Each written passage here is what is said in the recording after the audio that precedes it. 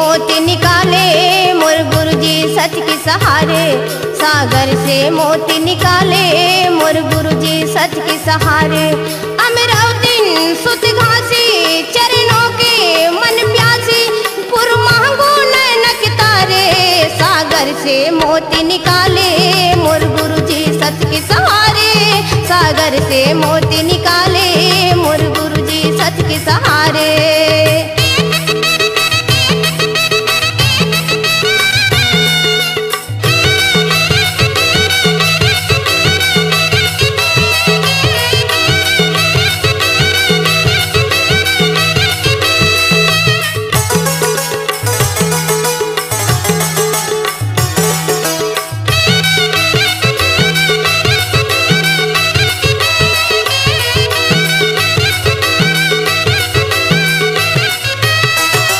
पारस के छुएला संतो लोहा बन गे सोना। सत्य नाम या मरे के मंत्रा तेला तय जन खोना। पारस के छुएला संतो लोहा बन गे सोना। सत्य नाम या मरे के मंत्रा तेला तय जन खोना। सत्य भक्ति से ही शक्ति, सत्य भक्ति से ही शक्ति, गुरु जगमग चमके तारे। सागर से मोती निकाले मोर गुरुजी सच के सहारे। सागर से मोती निकाले मोर गुरुजी सच के सहारे।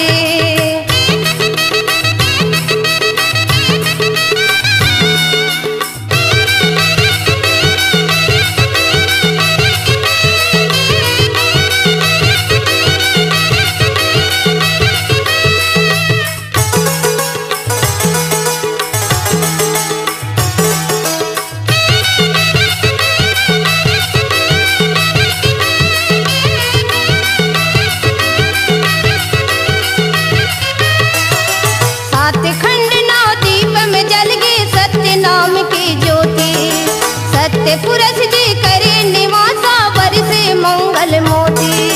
सात खंड नौ दीप में जल गए सत्य नाम के ज्योति। सत्य पुरुष जी करे निवासा बरसे मंगल मोती। और गुरु के ही बानी वो करिया गम है कहानी, गुरु संत महंत के प्यारे। सागर से मोती निकाले मोर गुरुजी सच के सहारे। सागर से मोती निकाले मोर गुरुजी सच के सहारे।